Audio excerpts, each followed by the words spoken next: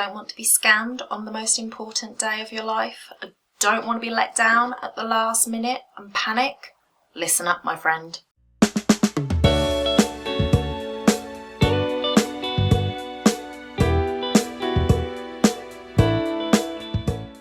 Hi, welcome back to my channel. My name's Donna and this is Bride-to-Be TV, the place to be if you're planning your wedding. Welcome back. This week we are talking about the top 3 tips I have for you so that you know you're hiring a pro. Let's get into it. Let me first hit on why you need to be hiring a pro. Now, I have talked about this in some other videos, but it's always important to reiterate it. So number 1, they have experience. Weddings are stressful, and if somebody promises to do something for your day and then becomes overwhelmed with the stress of it all and lets you down last minute, you're stuck. So you've either got to pay out more money to get that thing done by a pro, and it's probably going to cost you more because you've got less time to get it done, or you've got to find somebody else who is willing to do it, and they're going to be under even more stress because they've got less time to do it.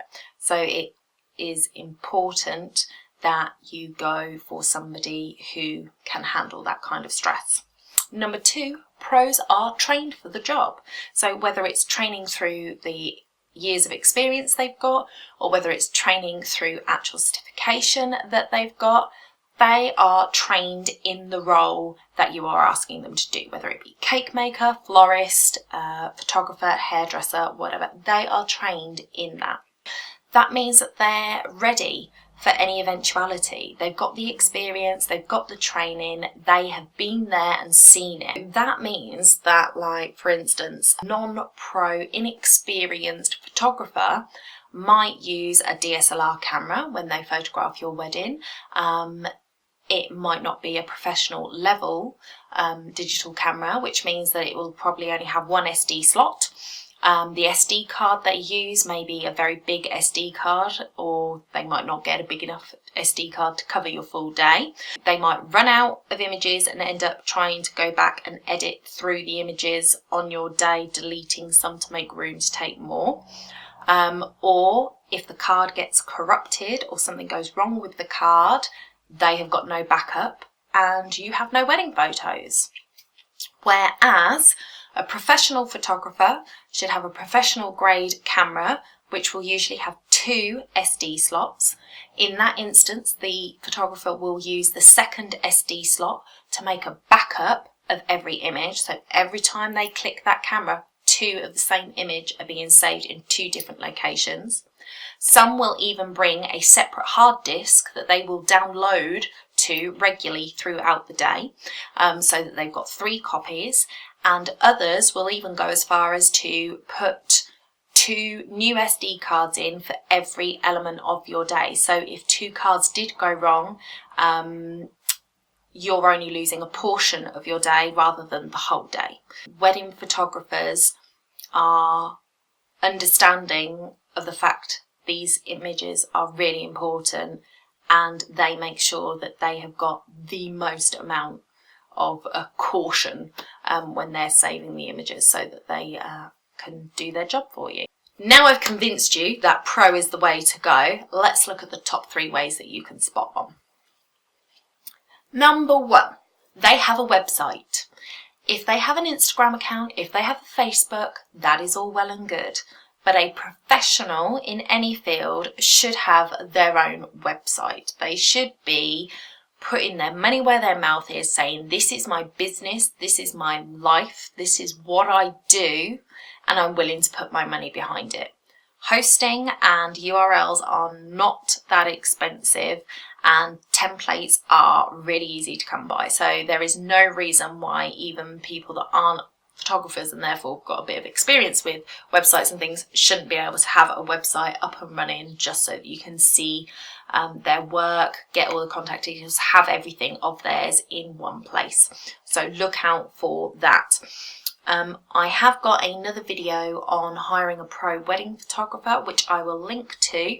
That has got in it some specific things that you need to look out for on websites, how to test and make sure that somebody is portraying themselves authentically on their website. It can cross over into other things, so I'll link that. Do go and check that out, and hopefully that will stop you missing any red flags there. Number 2, they will usually address your concerns before you've asked the question. So if they are experienced pros, they will have had the same questions asked of them over and over and over and over again. They should be used to it.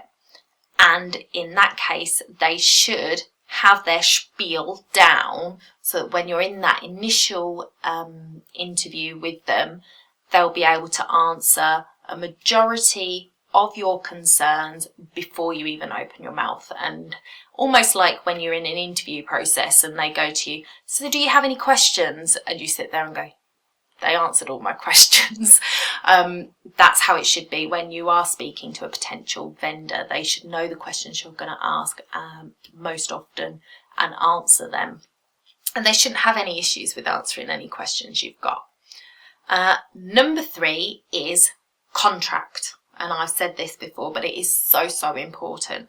Having a contract or having terms and conditions, because cake makers, florists, they tend to have T's and C's rather than a contract, but photographers should have a contract, venues should have a contract. The contract will tell you what that service provider is going to do for you, when they're going to do it, the time frame they're going to do it in, when you'll get results, what those results are going to be, what's going to happen if X, Y, and Z happens. It should make you feel at ease. It should cover all the bases, and it should let you know what you are going to get and what you aren't going to get very, very clearly. If you haven't got a contract in place with one of your vendors, you have got absolutely no comeback.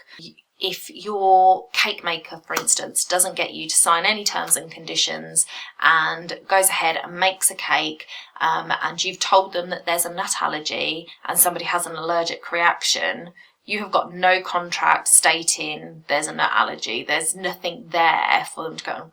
Maybe a nut allergy is a bit of an extreme case, because I'm sure you would have come back if somebody had an accident like that. But you need something that says that that person is going to provide you with a service and that you are going to pay X for it.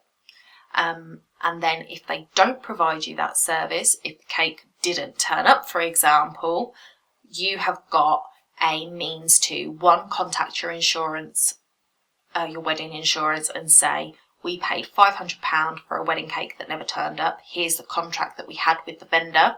And then the insurance company can reimburse you that money and chase down that vendor. Make sure you have a pro. Make sure they have a website. Make sure that they're answering all your questions and that you have got a contract in place before you hand over any money. Also, make sure that you ask any questions that come up from reading those contracts and terms and conditions. Do not feel guilty or pushed into a sale if you want to take those T's and C's home and read through them. I always used to read my contract through with my bride and groom at the time of our appointment, because I know how difficult it is once you go home to sit there and read through something that's a couple of pages long. So I would always just read it to them so that they could understand it and ask me any questions. But if you want to take it home and read through it first, you are allowed to do that, and don't feel pressured into doing it because they say, oh, well, I've got another person that's going to book. If you don't book now, that's pressure selling. I don't like that. You have a free vendor checklist freebie this week, so it will sort of write down all of the checkpoints that I want you to go through when you're talking to a vendor. You know, have they got a contract? Have they got a website? Have they got experience? And some tick boxes there and some questions that you can ask. So the link for that is in the description below.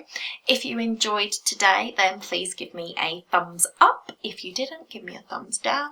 And don't forget to subscribe, hit that notification bell, and come back next week. Thanks, guys. Bye for now.